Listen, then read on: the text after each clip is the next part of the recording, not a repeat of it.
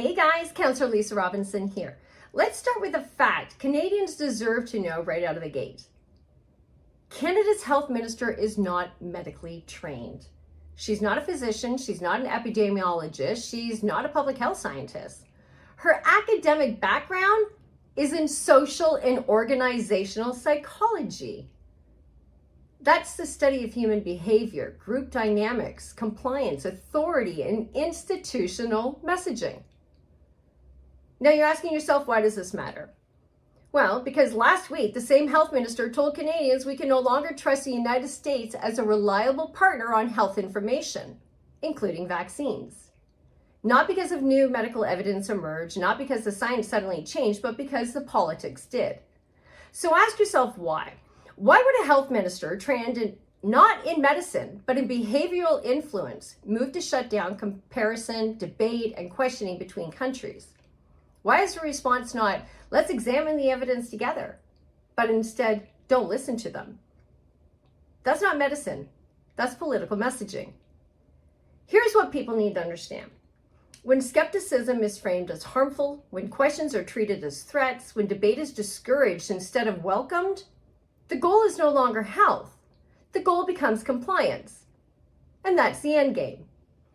In that system, trust is not earned through transparency or outcomes. It is now demanded through authority. Disagreements become misinformation, questions become dangerous, and independent thought becomes a behavior to be managed. That is not how science functions. That is how behavioral policy functions. That is social influence in service of power. Exactly the field our Canadians' health minister is trained in.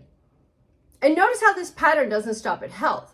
Across all levels of government, questions are shut down, debate is restricted, and those who challenge decisions are routinely labeled, dismissed, or marginalized.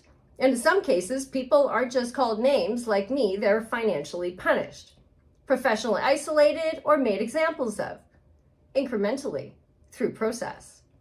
Just enough to teach others not to follow. That doesn't strengthen democracy. That is how dissent is neutralized. Science doesn't not fear questions, truth does not fear scrutiny, and legitimate authority does not need silence to survive. A critical system welcomes debate. Only fragile authority demands obedience. So Canadians should ask themselves this: why does a health minister trained in behavioral psychology and compliance seek to limit debate, comparison, and questioning instead of encouraging it? Why is skepticism treated as a problem to solve instead of a safeguard? Because when questioning authority is framed as immoral, obedience becomes the measure of virtue. And at that point, this is no longer public health, it's behavioral control.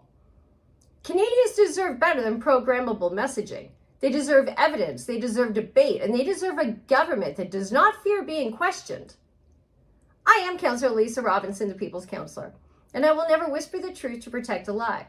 If you believe that real power belongs to the people, follow me, subscribe, and please share this message. Until next time, stand strong, stay fierce, and God bless.